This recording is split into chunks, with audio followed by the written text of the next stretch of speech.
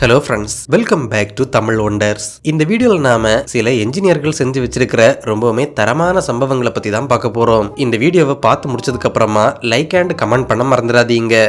பொதுவா ஷவரை திறந்தா ஷவர்ல தண்ணி வரும், அதுதான் உலக வழக்கம். ஆனா இங்க என்னடானா ஷவரை திறந்தா பல்புல இருந்து தண்ணி கொட்டுது. இதுக்கு பிளம்பர் மேல தப்பு சொல்றதா இல்ல எலக்ட்ரீஷியன் மேல தப்பு சொல்றதான்னு தெரியல. நீங்க என்ன நினைக்கிறீங்கன்னு கமெண்ட்ல சொல்லுங்க.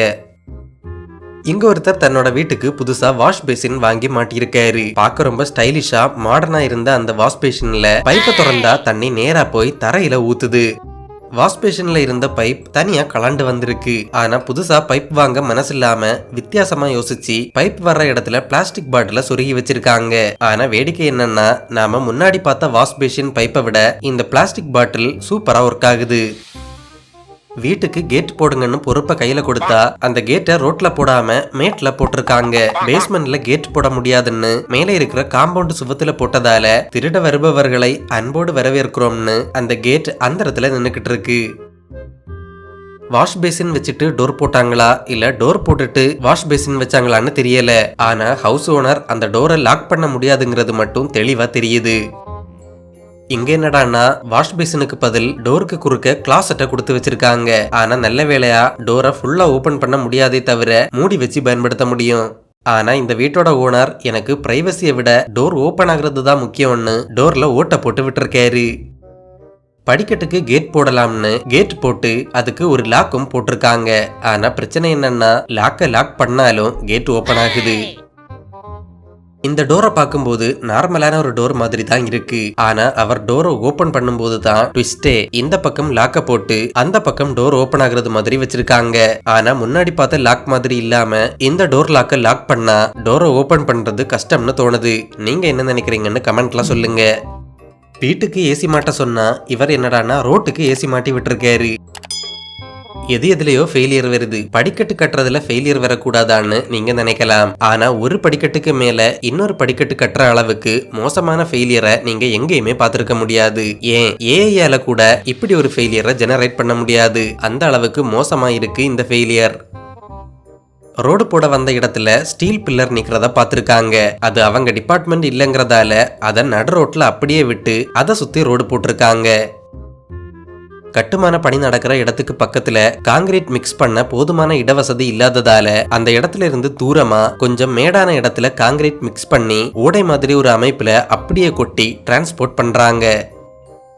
சின்ன ஸ்பேஸ்ல வீடு கட்டுறது ஓகே தான். அதுக்காக இவ்வளவு சின்ன ஸ்பேஸ்ல அதுவும் இவ்வளவு பெரிய வீடா கட்டுறது. ஆனாலும் அந்த கிரியேட்டிவிட்டியை நாம பாராட்டியே ஆகணும். வீட்டை சுத்தி இடம் வேணுங்கிறதுக்காக கிரவுண்ட் ஃப்ளோரை குட்டியா கட்டி அதோட சப்போர்ட்ல மேல இருக்கிற ஃப்ளோரை பெருசா கட்டி இருக்காங்க. அந்த கிரவுண்ட் ஃப்ளோர்ல படிக்கட்டுக்கே இடம் இருக்குமான்னு தெரியல. அதை எப்படி வேற பர்பஸுக்கு பயன்படுத்துவாங்கன்னு சுத்தமா தெரியல.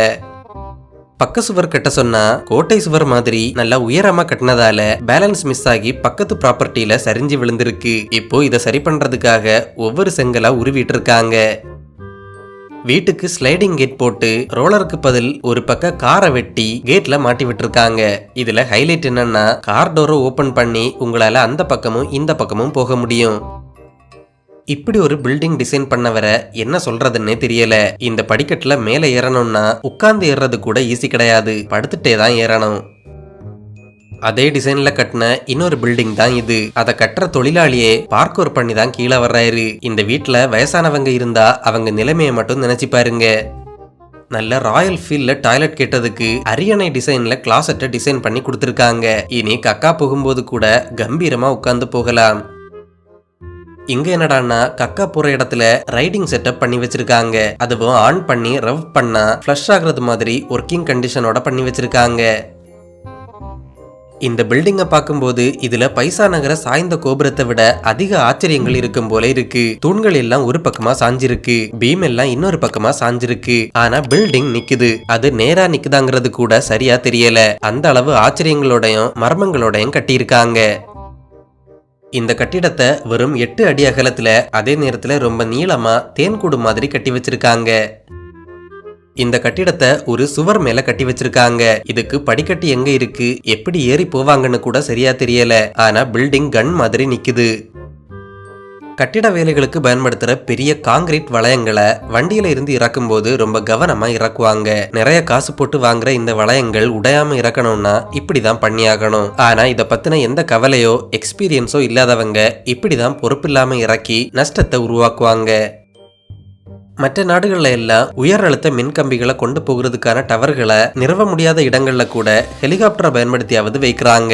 ஆனா நம்ம நாட்டுல என்னடான்னா உயர் அழுத்த மின்சார கம்பிகளை பத்தி பயமோ தீவிரத்தன்மையோ கொஞ்சமும் இல்லாம 2 பெரிய விறகு கட்டையில சொருகி விட்டுருக்காங்க.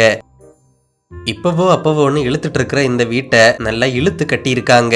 இத சீரமைக்க தான் இப்படி கட்டி இருக்காங்கன்னு நம்புவோம். ஏன்னா இப்படி கட்டி வச்சு உள்ள குடித்தனம் பண்றது எமனோட டைனிங் டேபிளுக்கு அடியில டென்ட் போட்டு குடியிருக்கிறது மாதிரி ரொம்ப ஆபத்தானது. இன்னொரு அற்புதமான படிக்கட்டு டிசைனை தான் நாம இங்க பாத்துட்டு இருக்கோம். இந்த படிக்கட்டுகள்ல குழப்பமடையாம ஏறி இறங்குறதே ஒரு பெரிய அட்வென்ச்சரா இருக்கும். உதவி பண்ண யாருமே இல்லாம ஒரு ப்ராஜெக்ட்ல தனி ஆளா கமிட் ஆன இவரு தனக்கு தானே எப்படி உதவி பண்றாருன்னு பாருங்க. வேலை கொஞ்சம் ஸ்லோவா தான் நடக்கும். ஆனா கட்டிட உரிமையாளருக்கு பணம் மிச்சமாகும். இங்க ஒருத்தர் சுவர்ல எதையோ பொருத்துறதுக்காக ட்ரில்லிங் மிஷின் உதவியால துளை போட்டுட்டு இருக்காரு. திடீர்னு அந்த துளையில இருந்து தண்ணீர் வர தொடங்குது. சுவத்துக்குள்ள பைப் லைன் போறது தெரியாம ஓட்டை போட்டுட்டு இப்ப என்ன பண்றதுன்னு தெரியாம முழிச்சிட்டு இருக்காரு. இவங்க வீட்டுல யூஸ் பண்ணிட்டு இருந்த ஷவர் ஹெட் உடைஞ்சி போயிருக்கு. புதுசா ஷவர் ஹெட் வாங்க விருப்பம் இல்லாம பழைய ஸ்டவ்ல இருந்த பர்னரை வெல்ட் அடிச்சு ஷவரா யூஸ் பண்ணிக்கிட்டு இருக்காங்க. இந்த மாதிரி ஐடியா எல்லாம் இவங்களுக்கு எங்க இருந்து வருதுன்னே தெரியல. இங்க என்னடான்னா உடைஞ்சி போன ஹேண்ட் ஷவருக்கு பதிலா மைக்க மாட்டி வச்சிருக்காங்க. பெரிய பாத்ரூம் சிங்கரா இருப்பாருன்னு தோணுது. இங்க ஒருத்தர் ஒரு சின்ன சுவத்தை உடைக்க உயிரை கொடுத்து சுத்தியலால அடிச்சிட்டு இருக்காரு. ஆனா அவரோட கோ ஒர்க்கர் வந்து கையால தொட்டதுக்கே அந்த சுவர் சரிஞ்சு விழுது. இவரை அப்படியே விட்டுருந்தா நாள் முழுக்க நின்று அடிச்சிட்டு இருந்திருப்பாரு.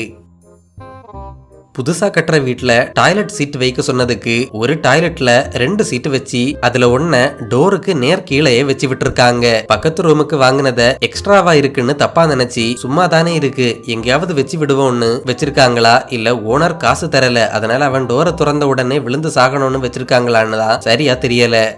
இங்க ஒரு டாய்லெட்டுக்குள்ள டாய்லெட் சீட்டை வச்சு விட்டுருக்காங்க. சரியா தானே வச்சிருக்காங்கன்னு பக்கத்துல போனா அது டாய்லெட்டே இல்ல, படிக்கட்டு தொடங்குற இடத்துல ஓப்பனா ஒரு டாய்லெட் சீட்டை வச்சு விட்டுருக்காங்க. செலவு கம்மியா ஒரு படிக்கட்டு பண்ணி கொடுங்கன்னு கேட்டதுக்கு படிக்கட்டே கம்மியா இருக்கிறது மாதிரி ஒரு படிக்கட்டை பண்ணி கொடுத்துருக்காங்க. வெறும் 1 இன்ச் தடிமன் கூட இல்லாத இந்த படிக்கட்டு 50 கிலோ எடையுள்ள ஒருத்தரை கூட தாங்குமான்னு தெரியல. பொதுவா சுவிட்சை போட்டாதான் லைட் எரியும். ஆனா இங்க என்னடான்னா போர்டை தொட்டா லைட் எரியுது. அதுவும் சுவிட்ச் போர்டு கூட இல்ல, பிளக் போர்டு. ரெண்டுக்கும் சம்பந்தமே இல்லைன்னாலும் இங்க தொட்டா அங்க லைட் எரியுது. இங்க 2 தொழிலாளர்கள் ரொம்ப புத்திசாலித்தனமா யோசிச்சு எடை அதிகமான சிமெண்ட் மூட்டைய கட்டிடத்தின் உயரமான பகுதிக்கு அவங்க உடல் எடையை பயன்படுத்தி ஏத்துறாங்க. இந்த மாதிரி ஒரு வீடியோவை இன்டர்நெட்ல பார்த்துட்டு இவரும் அதே மாதிரி சிமெண்ட் மூட்டைய மேல ஏத்துறேன்னு ஏணி மேல ஏறி கீழே குதிக்கிறாரு. ஆனா நேரா மேல போன சிமெண்ட் மூட்டை அங்க எது மேலேயோ பட்டு அப்படியே வெடிச்சு செதறுது. புத்திசாலித்தனமா எதையோ பண்றேன்னு போய் இப்போ ஒரு மூட்டை சிமெண்ட் வேஸ்டா போயிருக்கு.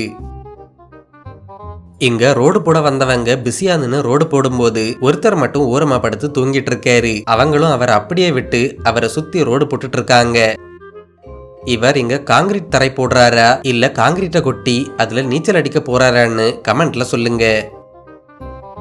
வீட்டுக்கு டாய்லெட் எங்க கட்டலாம்னு யோசனை வந்தப்போ 2 வீட்டுக்கு நடுவுல இருக்கிற கேப் சும்மா தானே இருக்கு, அங்க கட்டுவோம்னு கட்டி விட்டுருக்காங்க. இதுல வேடிக்கை என்னன்னா ஒரு பக்கத்தை சுவர் கட்டி அடைச்சவங்க இன்னொரு பக்கத்தை ரோடு வரைக்கும் அப்படியே விட்டுருக்காங்க.